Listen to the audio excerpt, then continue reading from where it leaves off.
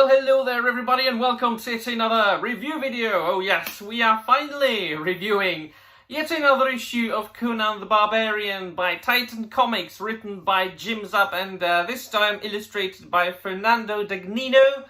And about a month ago I reviewed issue 21, in which I said that this is a very good jumping on point because we are at the beginning of a new story arc. So far, the Titan Comics is Conan the Barbarian has been, I think, one of the better ones as far as the graphic novel / comic book adaptations of the modern era. Of course, I'm not counting those that came before. We are not here to do that. However, first I would like to thank Jim Zub and Titan Comics for providing me with advanced review copies. I am late, I know, I shall do better. However, we left off last time Conan the Barbarian being captured, enslaved, and being forced to fight as a gladiator in fighting pits by the sorceress Arthur Bast. And the big revelation at the end of issue 21 was Thoth Amon. And of course, you know, then I said, and I think, I'm pretty much sure actually, that I reviewed the initial first paperback of that series, that I do have, and I have read it, and then I skipped a lot because I had other things to read, but now I jumped back and I'm most certainly going to get the back issues and the previous paperbacks and just read them, review them, because it would be really a shame if you just started here. Those first issues and paperbacks are still readily available. I don't know if comic book like single issues, but paperbacks are available. Go get them. They are great. But I have said in that review already that Jim Zub is very much good at replicating the not the writing style of Robert E. Howard per se, because we are dealing with two different media, right? Robert E. Howard quite obviously wrote novellas and short stories, whereas Jim Zub here is writing comic books, and those two things are written very much differently, obviously, stating the obvious, but the general atmosphere and the feeling is very much Robert E. Howard-like, unlike many of the authors that are trying to write Conan these days. I have tried to read some other Conan novels, other than, of course, the material written by Robert E. Howard, and there has never been any that has captured my attention so much, that it appealed to me so much that I would actually finish them, including the latest novel that I think Chuck Dixon wrote. Not very much, you know. In Chuck Dixon's case, you could tell that he's like trying to mimic Robert E. Howard in that very stereotypical, very not so much subtle style. It was very clumsily written, and I managed to read just a little bit of the book and just left it because it wasn't really good. This, however, is very good still. My thing, you know, I studied English literature and linguistics, old English literature as well.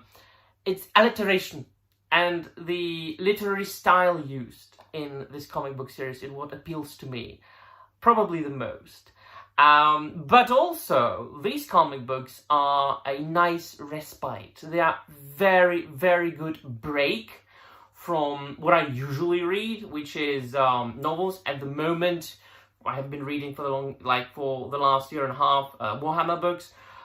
So reading an issue or two of Conan the Barbarian comic books from time to time is a nice break, because it's just nothing that you would really have to think about or think of or ponder about or philosophize about.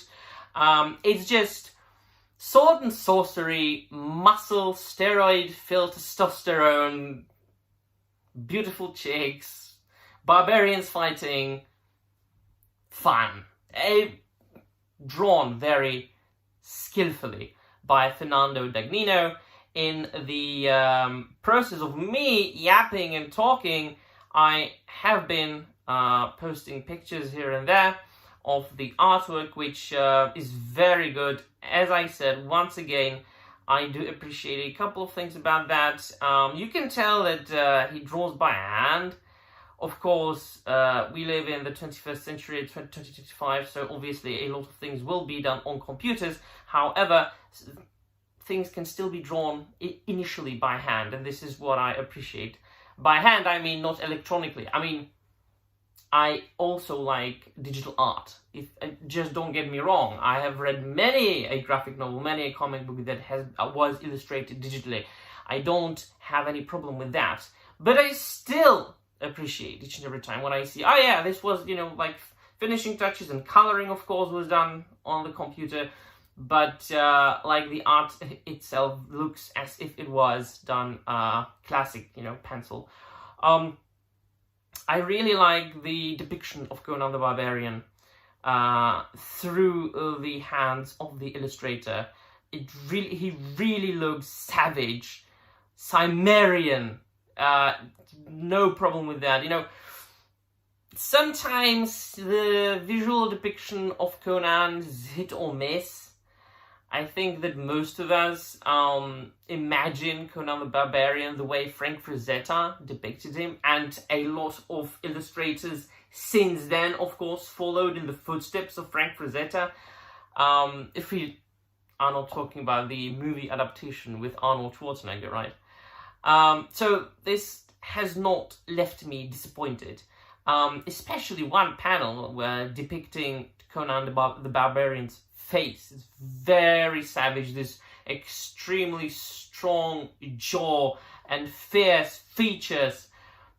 Very good read indeed. I have thoroughly enjoyed this comic book.